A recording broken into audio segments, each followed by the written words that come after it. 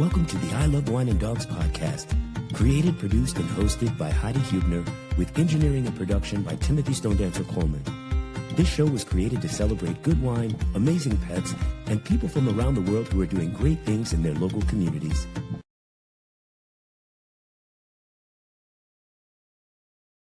Welcome, everybody, to Season 2 of the I Love Wine and Dogs podcast. I am Timothy Stone Dancer Coleman, producer, co-host, and engineer for the show.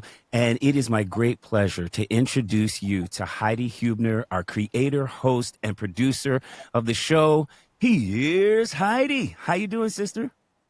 I'm doing great. How are you? Oh, listen, you know how we do. Right? We take it day by day, but all is well. All is well.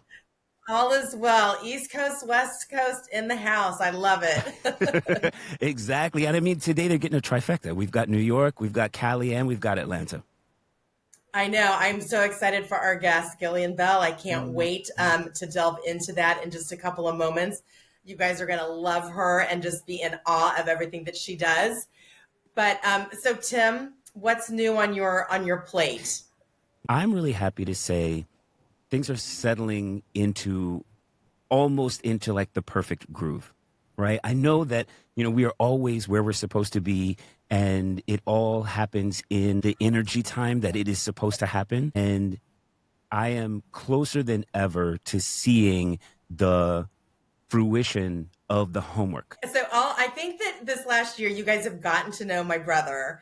And so, Yep. A lot on his plate is still more than most people have on their plate. But I'm glad to hear that number's gone down a little bit. It definitely has. 50 projects instead of 65. But Yeah, listen, I'm getting at them as quickly as I can. And on that note, it's kind of segues into, we talk about if we're patient and like the universe, whatever higher power you believe in, you are always guided. And Yes. man, if I'm here to witness just a couple of things where I really just turned it over and I was like, that was the easy button.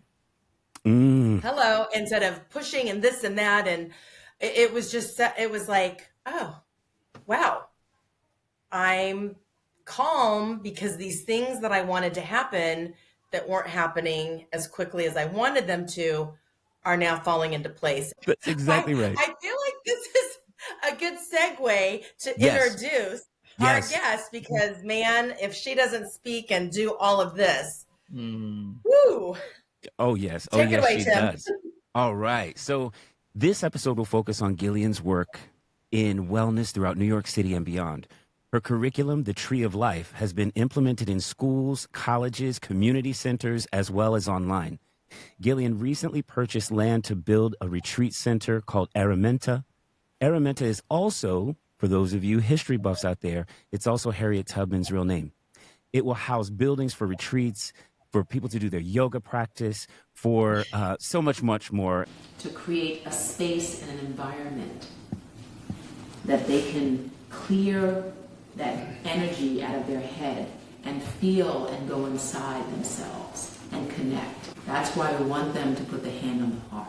And some will say, I don't feel my heartbeat, Miss Yoga. It's like, it's there. You're not quiet enough. Gillian, welcome to the show. Oh, thank you so much, Tim. You're always so I'm like, who's he talking about? That's me. When you can celebrate yourself that way sometimes because you're so in it. So this is the wine I just wanted to share before we delve into the interview with you. I've been on this French rosé kick. Yum. And this is one, Rue de Pearl. You can get this anywhere, any grocery store, but it's just there's something about the French rosés. It's just light and crisp and clean. I don't know what wine is your fave. I know Tim likes the reds, but dry wine. I'll take a white, a rosé, even rosé. I just don't like sweet or fruity. I know the crisp, clean, dry wine, whether it's red, rosés are my fave. I really love them. Okay, you have to try this because it's dry. I don't like sweet wines either. Yeah. I mean, I think this is like $8 or $9 at the store. Wow. At the grocery store. But anyway, we'll post a better picture of that. But oh my gosh. As a child, what were you, Gillian, the most interested in? And you know, talk about that dynamic growing up. You know, I was always a dreamer. I was a daydreamer. I was the one that sat near the window just so I can look out the window. You know, I didn't, and I was also very sensitive. You know, I was really a crybaby. And you know, I was born in 1963. So there was a lot of pain and joy in that era. And being a child, like watching adults go through the civil rights movement and so many things, it it um it just was a part of my creative journey. It sparked me, even in health, just being revolutionary and having a grandmother who had a garden, and I was lucky enough to like be able to play in her garden and know what that was like. You know, I realized how blessed that is for me, because I'm like, oh my God, we're having a revolution for food. And just me remembering that is a revolutionary act. You know what I mean? I saw a lot of emotion as a child just coming up in that time, you know. And I think, you know, and then finding out what I wanted to do later, it came. I was just always in the right place. I went to college for dance and theater, and my father was like, really, dance and theater? And he let me do that because he didn't go to college. So he was like, at least she's going to college, you know. But then I didn't do that any longer. But it got me and afforded me a modeling job because someone saw me in a college newspaper. And then I got into fashion. So nothing was ever like, this is actually what I want to do. It was always like the garden, right? Like the soil, like even like the tree of life curriculum, the living curriculum is like, what's in the soil, what sticks, what's the trunk of support that branches you out into things that you can recognize that your talents prepare you for as you're like cultivating yourself, you know? And I think some of us might have that. And I that was my relationship with, you know, finding out what I want to do. We'll be right back after these messages.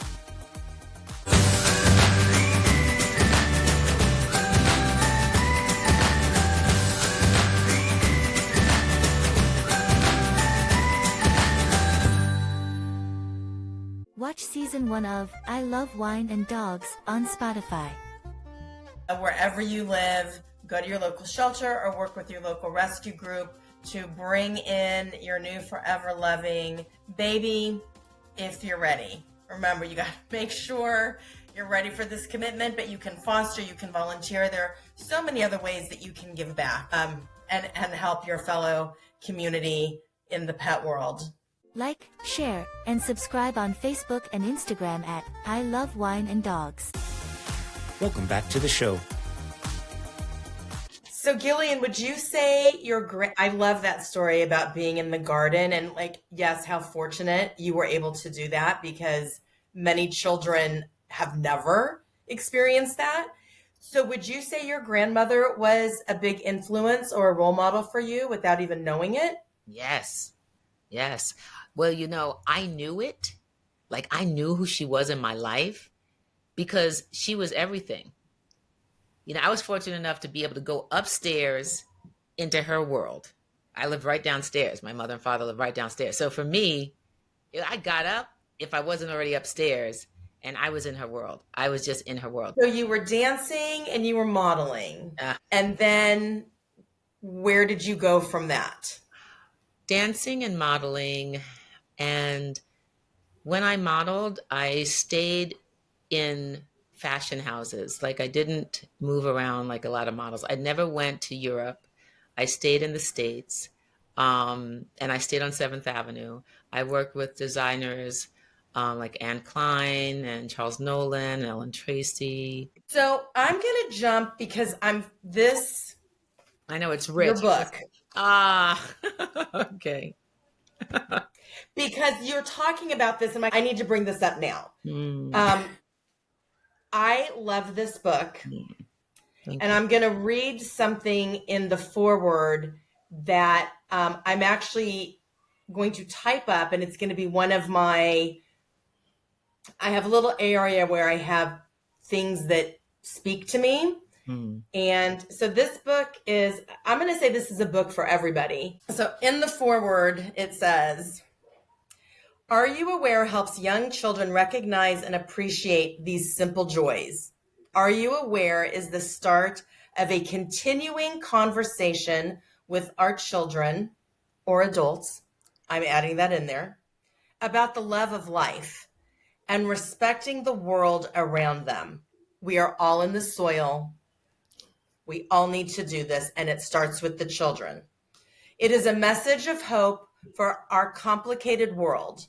Are You Aware can open new avenues of curiosity about how we each can keep our world clean, safe, and joyful for everyone. It's a catalyst for exploration and participation in protecting an environment loaned to us, and they will pass this on to generations. That what I just read. Thank you, ma'am. Every school should have this book. Every library should have this book. So I'm putting this out there. Anybody, all of our listeners, people watching the show, and to the universe and our higher beings. So That's right. That was me, my dear. Thank you so much. Thank you for writing this beautiful book. Thank you so much. That book came to me. It was the easiest moment. It was me speaking to the inner child that used to look out the window. That's what that book is. It's just that. And I say this to my teachers, and it's like, the best thing you can do as when you share practice is to assess what you need in the moment.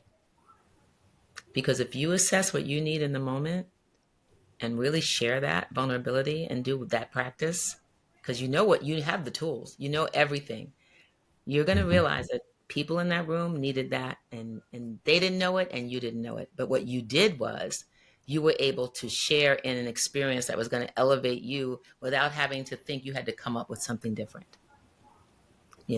So when I thought about Aramenta was like, what happens to the wellness people who do all this work? What happens to the civil rights people who did all that work? When you look at Frederick Douglass, it was a lifetime legacy of an abolitionist. Harriet Tubman, lifetime, Sojourner Truth, lifetime legacies. The Grimsky sisters, I don't know if you know them, but you should know who they are. They were two white women who were the terrible father who did not want to educate them. I know I'm coming off topic, but I just want to tell their story because I love them too. And the brothers educated them, their brothers. And their father, when they died, the brothers shared the wealth. And those women married and they had grandchildren. And their great-granddaughter was one of the women who helped the Harlem Renaissance. She was, and her story, like these stories, like this is how we got here. I always say to people, do you know what it took to get here? So that's Aramenta, like what it took to get here. To remember these people who did all this work. And then I remember myself, right? Then I can honor me. And then I'm really honest about wellness, right? Because I'm like, you do this, you create this, like, what do I need? Because I know if I need this, God, Heidi, you'd be like, Gillian, this is great. I know. I'm like, right, Heidi? Yeah, this is great. I was like, yeah, then it's an exchange. It is going to happen.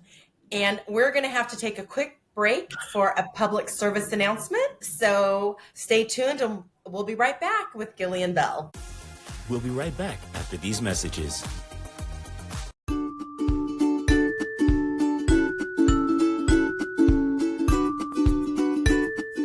There are only a select few relationships that can ever come close to that of grandmother and her grandchildren.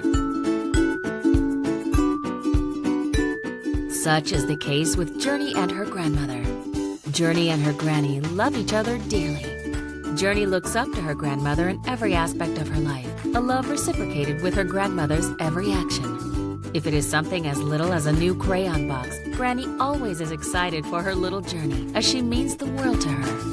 This book is about such relationships, pure and delicate as one that's with Journey. Grab your copies today to find out about the sweet and genuine love between a granddaughter and her grandmother in Gillian Bell's new book, Are You Aware? Welcome back to the show. What's up, creative family? Welcome back to the I Love Wine and Dogs podcast. Heidi and I are with our guest, Miss Gillian Bell. CEO and founder of Urban Yoga Foundation and the CEO, founder, and creator of Aramenta. Heidi, take it away. So I was looking at your website and your programs. Thank you. And just to mention some of them, there's a senior program, there's family, teens, kids, nutrition, special needs, healing arts. And I think when I was devouring the website, I was looking at some of the videos and I was like, again, this is so great. You know, COVID was a blessing to where we can do things like this, right? We can meet and share and take classes and learn about things in real time.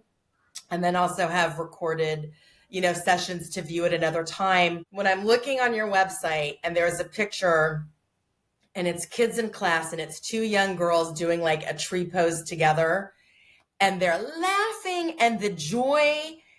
And it was just a picture taken, in the moment. And I'm like, man, that speaks volumes because yoga is for everybody and you have created programs for everybody. And I love you for doing that. Heidi, that comes up a lot for me, because here we go again. We're conditioned to say, even on branding, focus on one demographic. Focus on one. That's it. What is it? Is it older Black women? Is it this? Is it that? Just focus on one. And the irony is that I kind of just wanted to hang out with kids. I was really loving my first real thing was teaching my daughter, then her friends, then her school. So the kids thing was in there early. I get to play. To your point of that photo. Yes, you see that? We're just trying to balance on one foot, having a ball with each other, not even knowing that we're doing yoga. We're just trying to make a tree balance, right? You realize it's not what people think it is. This is a lifestyle of joy and movement and breath, but you have to deal with the adults. And that's when I got back into the adults. Because I'm realizing these kids, I'm having them share this stuff with their family. They're telling me they're sharing with their family. I got to deal with the adults because the adults are with the children and they can all keep each other accountable. Then it brought me back to how I saw my grandmother, what I would have loved to have shared with her, right? So then you have all these moments, these touch points, and you realize it's infant to elder. That's what it is. It's this broad awareness of this is our life. That was one of the cool things I think that you also brought into the different elementary schools in all the different underserved communities around New York is that it wasn't just the fun of finding the pose and, those small realizations as you see it go across the kids' faces. You also made them change the snacks that they were giving the kids. Right? And you're like, what is this? I can't do, a class with the kids. And then they come out here and all they've got is like all of this liquid sugar and blah, blah, blah. I mean, it was multiple touch points, I think is where I would say small, doable, easily maintainable touch points that equate to wellness. Yes. Thank you, Sid, for saying that as well, because that was why I was also making the decision to get to the adults, because the adults are in charge of the food. The adults are in charge of the process. So I had to get them. How do you get the buy-in? You get the buy-in by including everybody. And then everybody's a part of it. But then you're cultivating community, because that's what we're talking about now, right? That's so right. That's wellness. And when you realize that's wellness, then you realize, so wellness is multifaceted as well. It's all about how does everybody buy into this? Yep. And I think right now, and I'll say this because I want to really deal with the elephant in the room of what we're really having happen to us when it comes to food and medicine right now in this world. I think that's why we're having this conversation, so that we can reclaim our sovereignty in knowing how to take care of ourselves, that we cannot just deliver ourselves to people and say, fix me, but we can really have a relationship with our health, with our food, and with the people we surround ourselves with. People receive things in different ways. We all learn differently and we all take something different from the same conversation. And I feel like you've given our audience multiple different things that they might be able to try. If they latch on to just one thing, that's still a step in the right direction. You don't have to latch on to every single thing and overwhelm yourself. And I say the old 75% of the time, just make sure you're doing it right. Have your little 25%. I think we can't do 50-50 anymore because they've tainted the food. Mm-hmm. Like if we had clean air, clean water, like we have to watch everything. Because we have to watch everything, that means we have to do a little bit more. You don't have to give That's up right. everything, right? But you have That's to make right. sure most of the time you doing the right thing. And it's really not the American breakfast. Give it up. Yeah. You have to give it up. You don't keep your fast going until like the early part of the afternoon. Do your 11 o'clock. Try to do it. If you need anything, have some fruit. Have a smoothie. I love that you said that. And because I get to work 6:45, 7 a.m. in the morning. Mm-hmm.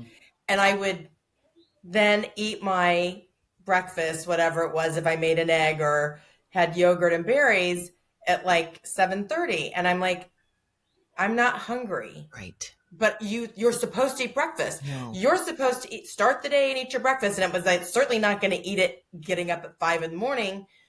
And so I'm going to say this last 8 months, I was talking Vanessa, who was on our show, and she's like, why are you eating if you're not hungry? And I'm like, well, because we're supposed to. She's like, no, you're not. So I eat when I'm hungry now. So I have my coffee or my mushroom coffee. And if I'm hungry at 10 or 10:30 or 11, then I normally just eat lunch because I'm like, I don't need breakfast. So I'll eat. And it's amazing. It's like, why? Hello. But this is the conditioning. So understand. And this is why, and I'm sorry to bring up that brand again, but this is the conditioning, right? So the conditioning is, how do we condition them? That's more food, more snacks, right? Mm-hmm. That's why 3 o'clock, 4 o'clock, you're ready to fall on your face. And then what do? That's your coffee break. And now I got you having more snacks. So this is the deal. And this is what I got from my grandmother as well. She woke up, the first thing that she had was hot water and lemon. While you're not hungry, your body's still digesting from the night before. And you get ready to do what? Put stuff on top of it. Eggs, bread, stuff. And the body is like, oh my gosh, okay. As I'm still trying to figure out what I'm finishing up from yesterday, thank you. So hot water and lemon, and then your little other things. But why I would say hot water and lemon first is because the lemon will destroy anything that was not destroyed. Mm. The lemon and the water, hot warm water, will flush down this esophageal region and the whole digestive system, and anything that the body could not remember, release, recognize, resuscitate, all the R's. Like it releases the other R. Right? It releases, right? So I do drink lemon water, but it's better to do it warm or hot. I would say, is that what you're saying? In the morning, in the first thing in the morning. Okay. So what happens to us in the morning? We feel this, right? We got to clear our throat. Why? Mucus is coming up. Why? It's all a part of the mucosa. Is a part of the yummy, right? It's just when it overrides that it's not yummy. But mucosa helps things, like protects things, coats it. It's like, what's that? Oh, bring it down with the mucus. It does the right thing, right? My mother had this thing called, I think it's called asphyxia. And it's the deterioration of the esophagus. Mm. It's a surgery that they do now. The last 15 years, it's been amazing. So she had to have it done. It's an erratic esophagus. The esophagus is a muscle, but it's not like a bicep. So it can't, once it's out of whack, it can't be restored. Mm. So how do we keep this strong? We chew our food. We don't eat a lot. It's the most holistic. This is our holistic tube reminder that if we, you ever like eat so much and then you drink so much to bring what you ate so much down? Yeah. How many times, right? That's what we're not supposed to do. It's the most, and our foods are supposed to be, if they're going to be cooked, they're supposed to be tender. If the meat is the meat, it's tender, which means it's raised differently because it doesn't have all these processes in it that makes it a little bit tougher than it's ever been. And we don't need a half a steak or a half of whatever that people, and I'm bringing up meat because there are a lot of meat eaters, and that's fine. But where are you getting it from? How's it made so that your body can recognize it and digest it? It can heal itself. And sometimes it's like, maybe if you're not vegetarian or vegan or doing the thing, maybe 4 times a year, you just say, I'm going to detox. And I'm just going to eat differently for this weekend or this week or this moment, and allow your body to catch up with itself. But I say your first meal after that hot water and lemon or whatever that is should be about between 10 and 12, and it should be raw. It should be, first start with a fruit salad or something, because your body's going to need the sugars and they need the fiber. And then you can bring your greens or your soups and your stews, but your biggest meal is that moment in the afternoon, because you're going to burn that off. It's going to be gone, And then supplement is the supper. And that's why it's called supper. And that's before 6. We have to be aware, right, Heidi? Are you aware? She put that book right up there. Thank you for that. I'm going to do it again. Are you aware? Are you aware? Heidi, can you show the back cover as well? Yes. And this is the beauty of, this is for all of us everywhere. The front cover is like me. It's me and my granddaughter, surrounded in the circle. But the back cover is women and mothers everywhere.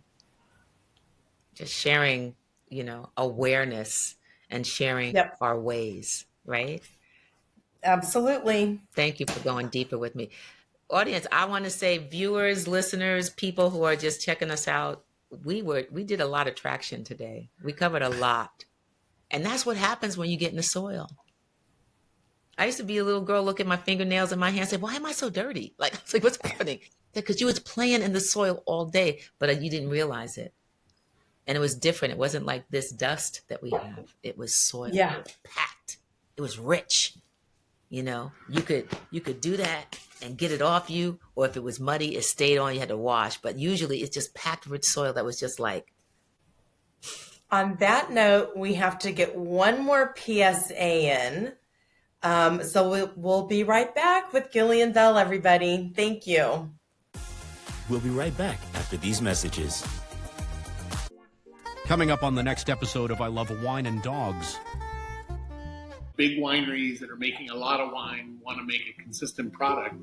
It's a bad analogy, but fast food. You want a McDonald's hamburger to taste the same in New York as it does in California. With the types of wines that we make, they're different every year. Like, share, and subscribe on Facebook and Instagram at I Love Wine and Dogs. Welcome back to the show. Welcome back, ladies and gentlemen, to the I Love Wine and Dogs podcast. Please go back and listen to season 1. Get caught up with where we are. It's on Spotify. You can find us online. I Love Wine and Dogs, all lowercase, all together. But for today, in this episode of season 2, episode number 2, we're with Miss Gillian Bell. And Heidi, take it away. All right. So welcome back, everybody. Man, oh man, this has been such good conversation, and I am pumped. I'm pumped with this good stuff. And we're going to talk to her offline. She's now in my circle of friends, friends for life. But what do you do, Gillian, to release mentally, physically, that makes you happy? Because work is work. Mm-hmm. What do you do just to be like, here's my time for me? I really like to be around people I love and have really good food. And really good wine, and really clean water, because even that is all that stuff that matters to me, What do I like to do? I like to dance. I like to put on music while I'm cleaning or cooking or just being with my family and dance, and just put on old music that I used to dance to when I used to go out. And then put on music that I listened to when I was coming up with my parents. It brings joy to my heart. I love it. Well, listen, if I had a magic wand and I could give you a couple wishes, what would that be? Oh, let's build. What would you use that wand on? Aramenta, building Aramenta. I would use that wand on making that happen, on seeing that we are cultivating a home sanctuary, not a big space, but a space for no more than 12 people to ideate, to heal, to exchange food, culture, grow food, replenish so they can go back and do the work. And then we have another group, and then another group. And we just keep making sure we're okay. I would use that magic wand to make Aramenta happen. Thank you. Yeah. Well, listen, we're going to put it out there for you. And I can't wait to talk more offline with you. Because, of course, my little networking brain is thinking, who do I know and who can we? And because, like we always say, nothing happens by accident. You are supposed to be on our show today. I am grateful for you being our guest. And I really do feel my life is going to be so much more enriched, and what I'm going to learn from you, what I can then share with others. And that is what makes me happy and makes this little mind and heart beat. So thank you. Yes, woman. You're a woman from my own heart. Family.